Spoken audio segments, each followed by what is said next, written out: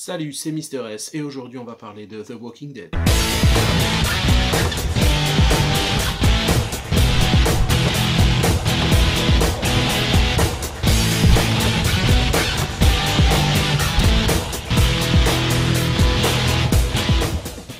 Alors, très franchement, je suis assez mitigé sur cet épisode. Autant le dernier quart d'heure était époustouflant, autant pendant les 30 premières minutes, je me suis demandé quand ça allait enfin décoller. Au niveau chronologie, on reprend exactement là où s'était arrêté l'épisode 2, puisque au début, l'enjeu est de retrouver qui a tué Justin, donc le fameux sauveur qui s'est fait agresser à la fin de l'épisode 2.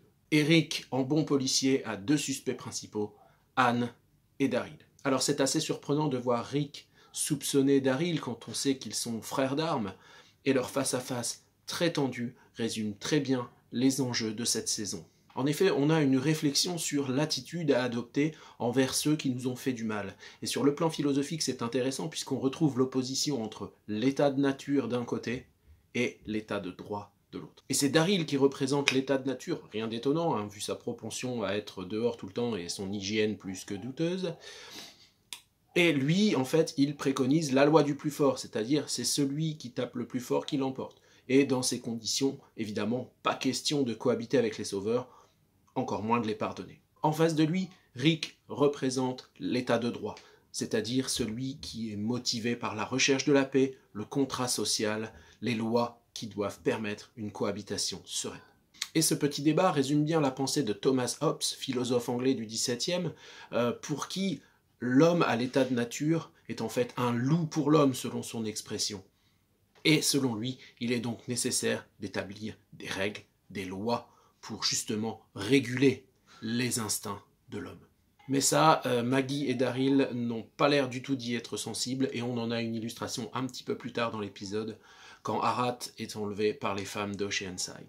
Et ça nous donne une scène poignante qui nous rappelle l'épisode où Negan a tué Glenn, avec cette fameuse réplique « No exceptions » que Negan utilise juste avant d'achever Glenn et que Arat a utilisé, on l'apprend, juste avant de tuer un petit garçon de 11 ans à Oceanside. Dans ces conditions, on comprend que ces femmes veulent leur revanche et Maggie et Daryl décident de laisser faire. Dès lors, on comprend que Maggie et Daryl sont bien déterminés à détrôner Rick et ça nous promet un face-à-face détonnant avec Negan dans le prochain épisode, j'espère. Autre fait marquant de cet épisode, le premier contact avec l'hélicoptère, puisque Anne, alias Jadis, revient à la décharge et prend contact avec l'hélico par radio. Évidemment, Gabriel l'avait suivi et il la questionne, et on apprend en fait que Jadis s'adonnait à un trafic d'humains. Et dans la conversation qu'on a entendue précédemment, on apprend que les humains se subdivisent en fait en deux catégories. On a d'un côté les A, de l'autre les B. Alors j'ai deux théories là-dessus. Soit il y aurait un rapport avec les sauveurs, ça expliquerait pourquoi Daryl avait un gros A sur sa tenue de prisonnier quand il était au sanctuaire. Soit tout simplement le A correspond au leader et le B au suiveur. Je pense que cette théorie est la plus plausible, puisqu'effectivement, jadis, juste avant de lui mettre un coup de poing dans la tête, dit à Gabriel ah là là, je t'avais pris pour un B. Donc sous-entendu, je t'ai pris pour quelqu'un qui se laisse manipuler et qui suit quand on lui donne des ordres, mais non, en fait, tu es un A, tu as un tempérament de leader. Et enfin, la dernière chose que l'on peut dire, c'est que il est évident que Rick prépare son départ. On l'a vu avec Maggie et Daryl, hein, qui s'apprêtent à vouloir le renverser, je pense. Et puis, cette séquence émotion qu'on a au début de l'épisode, où on le voit très heureux avec Michonne et Judith. Mais tout ça, on sait très bien que dans The Walking Dead, quand un personnage est trop heureux, attention. Voilà ce que je pouvais dire sur cet épisode, qui était pas mal, mais sans plus.